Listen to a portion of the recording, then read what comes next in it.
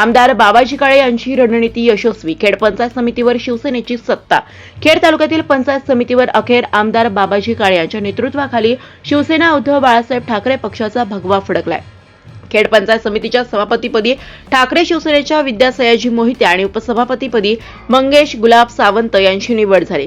नुकत्याच झालेल्या पंचायत समितीच्या निवडणुकीनंतर आज सभापती आणि उपसभापती पदाची निवड पार पडली। या निवडणुकीत आमदार बाबाजी काळे यांच्या रणनीतीचा ठसा स्पष्टपणे उमटलाय। आमदार बाबाजी काळे आणि विद्या सयाजी मोहिते यांना पंचायत समितीची उमेदवारी दिली होती। त्यानंतर राजकीय वर्तुळात वेगवेगळ्या चर्चांना उधाण आले होते। विद्या मोहिते निवडून आल्यानंतर त्यांना सभापती पदाची संधी देण्यात आली, तर उपसभापती पदाची संधी सामान्य कुटुंबातील तरुण मंगेश गुलाब सावंत यांना देत आमदार काळे यांनी नव्या पिढीला संधी देण्याचा संदेश दिलाय। खबरदारीचा उपाय म्हणून पंचायत समितीचे निवडून आलेले सेनेचे सर्व 9 सदस्य काही दिवसांसाठी राजकीय सहलीवर अज्ञातस्थळी पाठवले होते। या निवडणुकीच्या पार्श्वभूमीवर उद्धव ठाकरे यांनी विशेष लक्ष देत माजी मंत्री सचिन अहिर यांनी देखील या निवडणुकीवर बारकाईने लक्ष ठेवले होते। खेड पंचायत समितीच्या सर्व निवडून आलेल्या शिवसेना उद्धव बाळासाहेब ठाकरे पक्षाच्या सदस्यांचा गट स्थापन करून ज्ञानेश्वर ढेरंगे यांची गटनेतेपदी निवड करण्यात आली।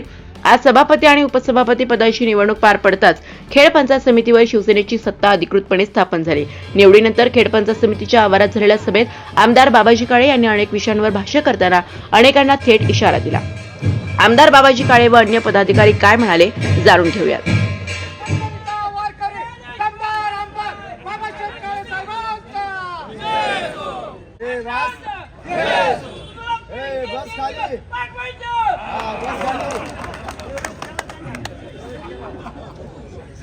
महाराष्ट्र राज्यातील सर्वात मोठी जिल्हा परिषद म्हणून ओळखल्या जाणाऱ्या पुणे जिल्हा परिषदची निवडणूक आणि पुणे जिल्ह्यामध्ये बारामती नंतर सर्वात आदर्श असणारी पंचायत समिती म्हणून पाहिली जाणारी खेड पंचायत समितीची निवडणूक गेले काही दिवसापूर्वी 1 महिन्यापूर्वी संपन्न झाली आणि त्यामध्ये खेड तालुक्याच्या सर्व आम जनतेनं शिवसेना उद्धव बाळासाहेब ठाकरे पक्षानं उभे केलेल्या सर्व जिल्हा परिषदचे 8 आणि पंचायत समितीचे 16 या सर्व उमेदवारांवर विश्वास ठेवला आणि मशाल चिन्हावर त्या ठिकाणी मतदान करून खऱ्या अर्थानं निवडणूक ही निवडणूकच असते।